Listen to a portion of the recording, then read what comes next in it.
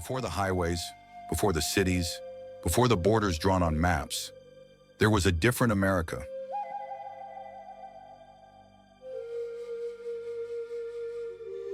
Not the one you learned about in school, not the one frozen in old photographs or Hollywood films.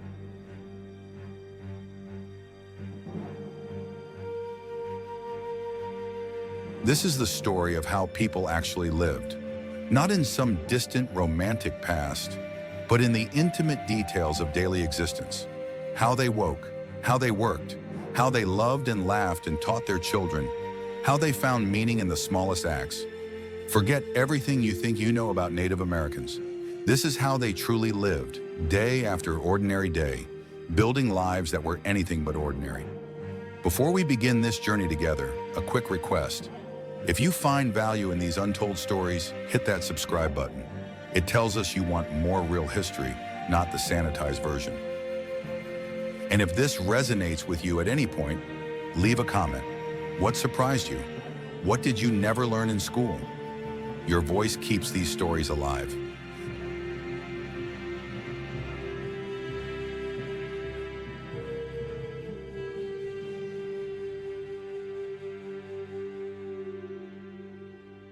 The day begins before light. Inside a Lakota teepee on the northern plains, a woman named Wingyang stirs first. The fire never truly died. It was banked, covered with ash and specific types of wood that would smolder slowly, holding heat until morning. This single fire might have been started weeks ago, even months. Letting it die completely meant losing something precious. 300 miles east, in an Iroquois longhouse, a different morning unfolds. 50 people, maybe more, all under one bark roof. 10 families sharing this space, each with their section along the walls, each with their own belongings hung from the rafters above. The fires here were managed by the women of each family. As one woke, she'd tend her fire, and slowly like a wave, the longhouse would come alive, section by section. In the southwest, a Hopi woman emerges from her home carved into the very earth. The pueblo is still cool from the night, its thick adobe walls holding back the heat that will come. Water is the first thought. Every day begins with water, fetching it, heating it, knowing exactly how much you have and how much you'll need. Inside the earth lodge, the morning routine is precise. Check the smoke hole. Snow could have covered it during the night. Add fuel to the fire. Let the space warm before the children wake. Check the horses. Make sure they haven't wandered. Make sure nothing came during the night. Across thousands of miles in hundreds of different communities, the same pattern. Fire first, then water, then the slow, deliberate steps that turn night into day. Here's what most people get wrong about Native American families. They think in terms of mom, dad, 2 kids, nuclear families living in isolation. That wasn't the structure. Families lived layered together, grandparents, aunts, uncles, cousins, all within arm's reach. You weren't raised by 2 people. You were raised by 20. This girl doesn't just have her mother teaching her. She has her grandmother's hands guiding hers. Her aunt watching from across the fire, ready to offer a different technique. Her older cousin showing her the motion one more time. The boys learn the same way. Not through lectures or formal lessons, but through proximity. You watched, you tried, you learned by doing, with a dozen pairs of eyes ready to catch your mistakes before they became dangerous. The elders weren't decorative. They weren't just waiting around to die. They were libraries, walking encyclopedias of survival knowledge. Which plants heal wounds? Which berries will kill you? How to read weather 3 days before it arrives? How to track an animal by the way grass bends. How to resolve an argument without violence. This is how culture survived.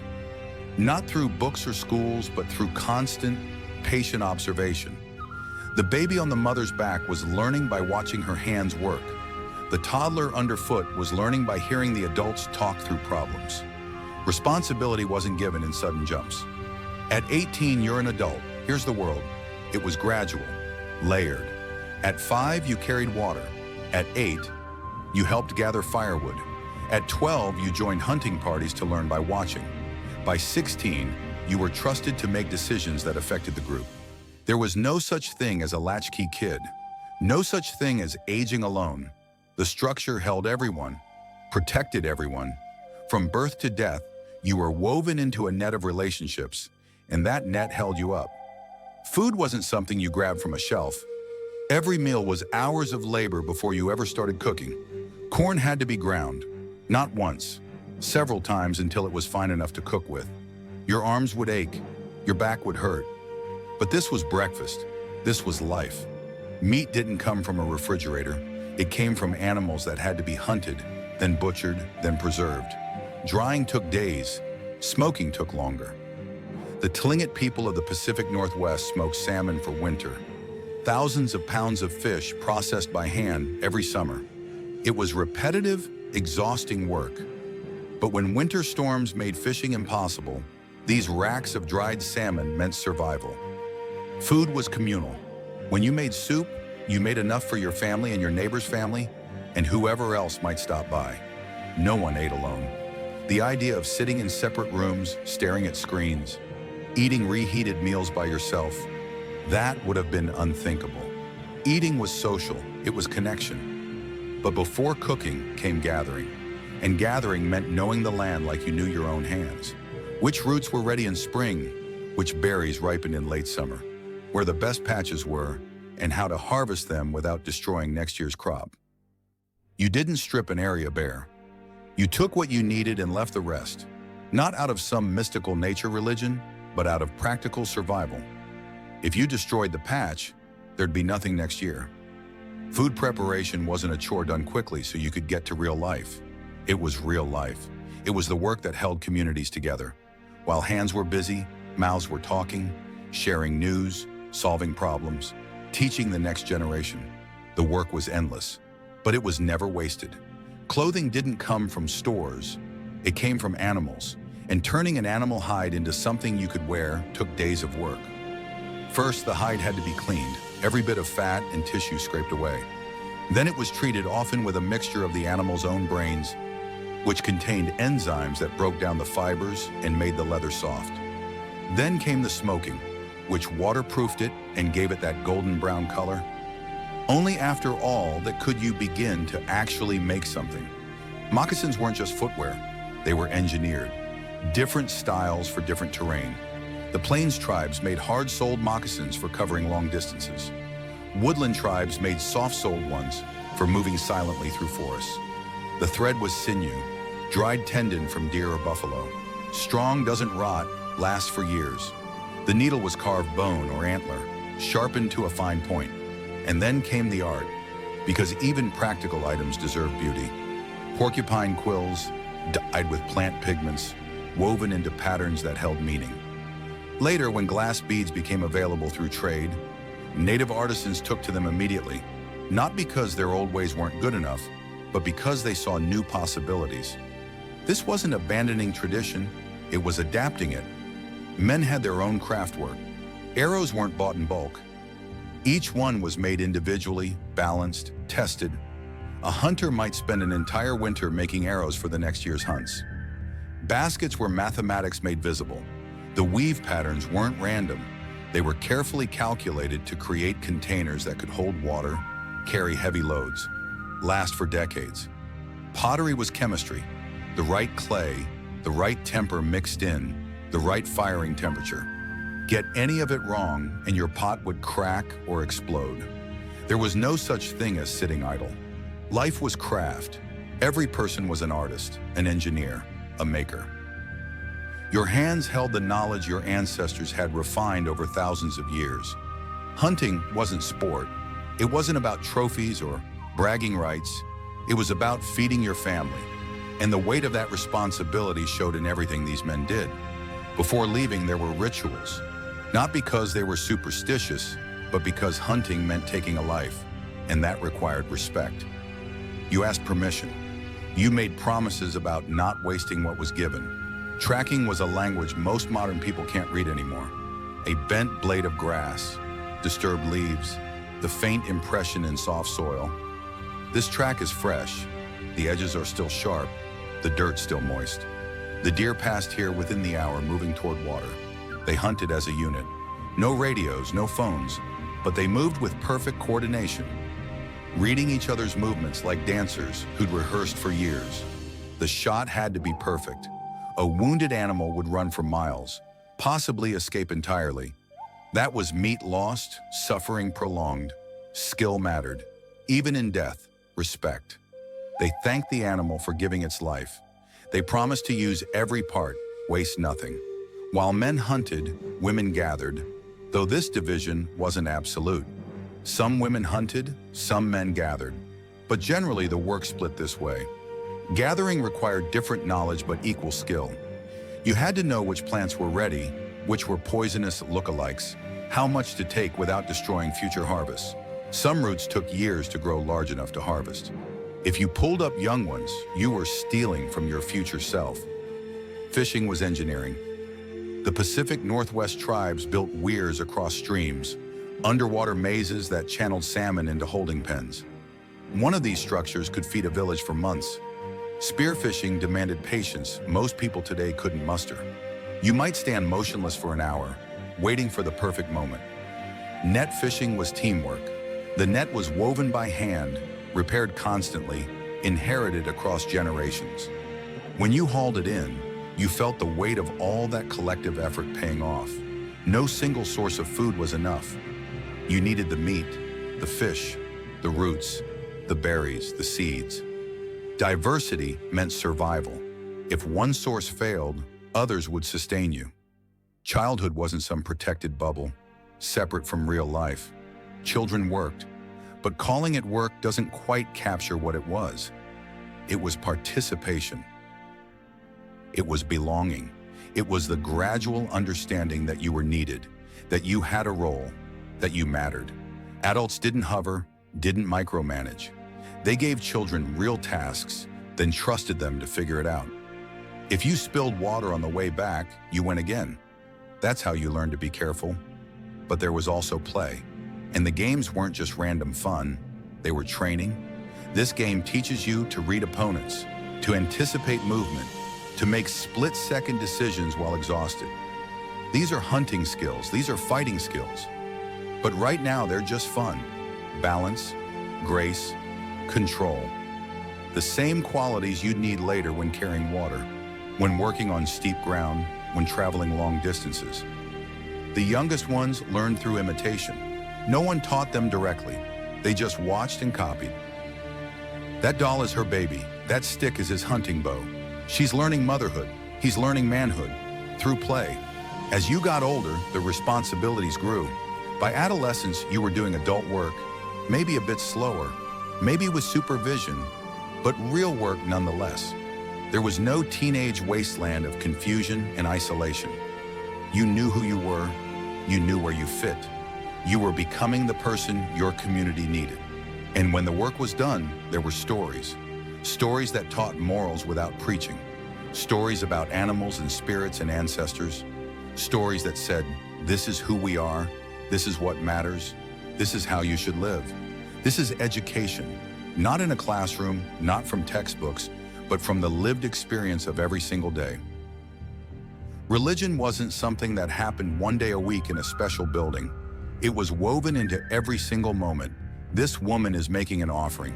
Tobacco or cornmeal or some other sacred substance. She's about to take from this place, so she gives something first. It's reciprocity made physical.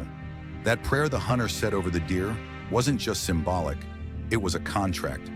I will waste nothing. I will honor your sacrifice. And then he had to keep that promise. Gratitude wasn't saved for special occasions. It was daily. Before meals, there was acknowledgement of the food, of the hands that prepared it, of the earth that gave it. This wasn't worship of nature as some separate thing. It was understanding that you were part of nature, that what you took, you needed to honor, that relationships required respect. Certain objects held power, not magical power, but the power of connection. This medicine bundle might contain items from sacred places, from important moments, from ancestors. When you opened it, you weren't alone. You were connected to all those places and people. Purification rituals were regular, not rare. The sweat lodge wasn't just about getting clean, It was about clearing your mind, resetting yourself, returning to balance. Smoke carried prayers. Cedar, sage, sweetgrass, burned to cleanse spaces, to mark transitions, to create sacred atmosphere. Even something as simple as washing in the morning could be spiritual. The water was alive. The river was a relative. You treated it accordingly. The landscape itself was sacred. Not every mountain, but this mountain where something important happened. Not every river, but this bend in the river where your grandmother taught you to fish. What modern people call spirituality and what they call daily life were the same thing. There was no separation. Every action could be sacred if you approached it with the right mind. You couldn't build a house alone. You couldn't harvest enough food alone. You couldn't defend your family alone. Community wasn't optional. It was survival. When someone needed a new home, the whole village built it. Not because they were unusually generous, but because next time, it might be your home that needed building. Harvest time meant everyone worked together. Age didn't matter. The elderly did what they could. Children helped where they were able. Everyone contributed. When hunters brought back large game, processing it was a community affair. You couldn't let meat spoil, so speed mattered, and many hands made the work possible. Skills were shared, not hoarded. If you knew a better way to fletch an arrow or weave a basket, you taught it. Your neighbor's success made the whole village stronger. When conflicts arose, they were handled communally, not by a single chief making pronouncements, but through discussion, sometimes for hours or days, until consensus emerged. The goal wasn't to win the argument. It was to find a solution everyone could live with, because you'd all still be living together tomorrow, and the next day, and the next. Food was often stored communally, not because everything was equal shares all the time, but because you never knew when you'd be the one who needed help. You didn't earn your place every single day. When you were young, others fed you. When you were old or sick, others would feed you.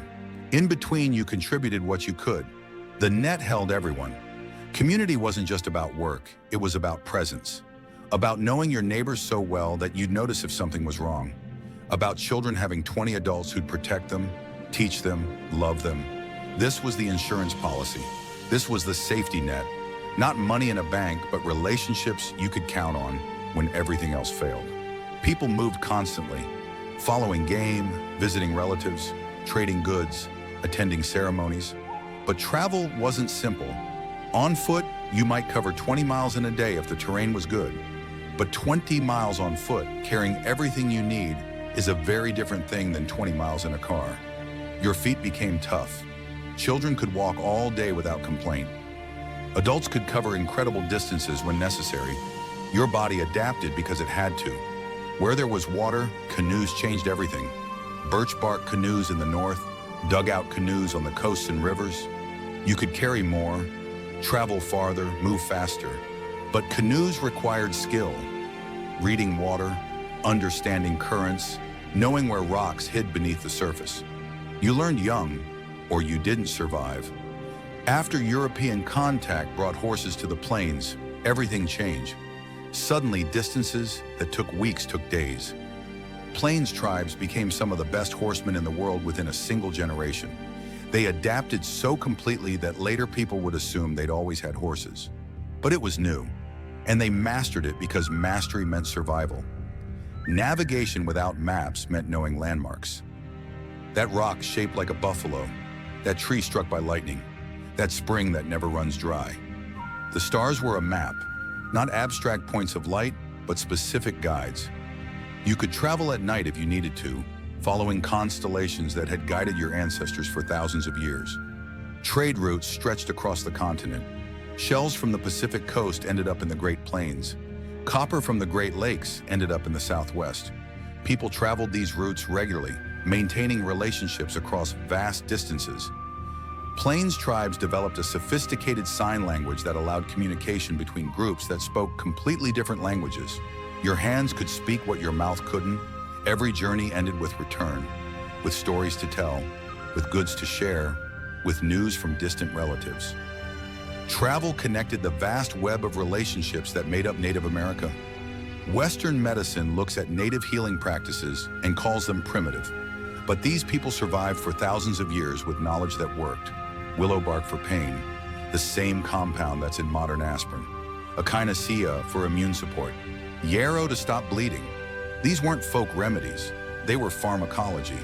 The knowledge was precise. Not just which plant, but which part of the plant, harvested at which time of year, prepared in which specific way. First aid was practical and effective. Stop the bleeding, prevent infection, protect the wound while it heals. The same principles any modern emergency room would follow. Diagnosis required observation. You couldn't order lab tests, so you learned to read bodies like books. Is the fever consistent or spiking? Is the breathing labored or clear? Does the belly hurt here or here? Steam inhalation for respiratory illness. The same thing modern medicine recommends, but these healers figured it out through observation and experimentation over generations. The sweat lodge was medicine. The heat pulled toxins through the skin. The steam opened airways. The ritual aspect helped psychologically. It was holistic treatment. Each healer carried their knowledge in a medicine bag. Not just plants, but stones with specific properties, tools for setting bones, materials for stitching wounds. Broken bones were set with remarkable skill. They understood that bones needed to be aligned properly and immobilized to heal straight. Splints were padded, secured, checked regularly. Childbirth was attended by women who knew what they were doing. Maternal mortality was lower in many native communities than it was in European cities of the same era. They had medicines to strengthen contractions, to ease pain, to help with milk production afterward. Knowledge passed mother to daughter, midwife to apprentice, for generations. They understood that illness wasn't just physical. Depression, anxiety, trauma, these were recognized as real conditions that needed treatment. When someone experienced something terrible, the community had ways to help them integrate that experience, to not let it destroy them. Talking, ceremony, being surrounded by people who cared. Medical knowledge was too important to lose. Healers trained apprentices carefully, testing them, making sure they really understood before they could practice on their own. One mistake, the wrong plant, the wrong dose, could kill someone. So the training was rigorous and the responsibility was taken seriously. As darkness came, the village transformed. The frantic energy of day gave way to something quieter, deeper. Fires that had been allowed to burn low during the day were fed again. People drew close, tired bodies settling into familiar spots. Dinner wasn't rushed. There was nowhere else to be, no screens to stare at, no separate rooms to retreat to. You ate together, talked together, and then the stories began. Not reading from a book, not reciting something memorized, telling, performing, making the story live in the space between speaker and listener. Coyote was foolish again. He thought he could steal fire from the fire beings. He thought he was so clever. The stories were funny, but they taught. Coyote's mistakes showed you what not to do. His occasional successes showed you how cleverness could help, but also how it could backfire. Other stories explain the big questions. Where did we come from? Why do we die? What makes us human? These weren't just entertainment. They were education, philosophy, religion, and psychology all rolled into one.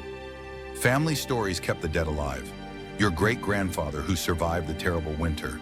Your grandmother who knew more about plants than anyone. Their stories became part of you. Sometimes stories were targeted.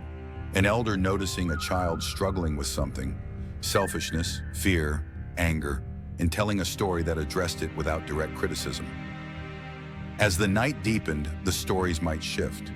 Adults talking among themselves now, sharing news, making plans, solving problems. There was humor, so much humor. The ability to laugh at yourself, at absurdity, at the gap between how things should be and how they are. Not every moment was filled with talk. Comfortable silence was okay. Just being together was enough. Outside, the stars wheeled overhead, the same stars that had guided your ancestors, that would guide your children. Constant in a changing world.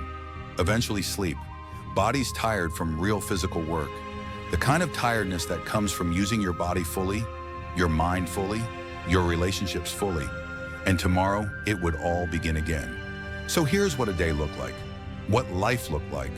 Wake with the sun, tend the fire, fetch water, prepare food, make and mend, hunt, gather, fish, teach children, care for elders, work together, solve problems together, eat together, tell stories, sleep, repeat. It sounds simple, maybe even monotonous. But here's what most people miss. These weren't simple people living simple lives. They were complex humans navigating complex worlds with sophisticated tools and deep knowledge. They knew their world better than we know ours. They could read the land, the weather, the animals, the plants with a precision we've lost. They had something else we've lost, real community. Not Facebook friends or Instagram followers, but people who knew you completely and still chose to stand beside you. They raised children who knew their purpose, who understood their place in the world, who grew into competent adults without years of existential crisis. They lived with meaning baked into every single act. Nothing was purely mechanical. Everything could be sacred if you approached it right. They created beauty constantly, not saving it for special occasions, not delegating it to professional artists, but making it part of life itself. Now let's be clear, this wasn't paradise. People got sick, babies died. There was violence both within and between communities. Winters were brutal. Starvation was a real threat.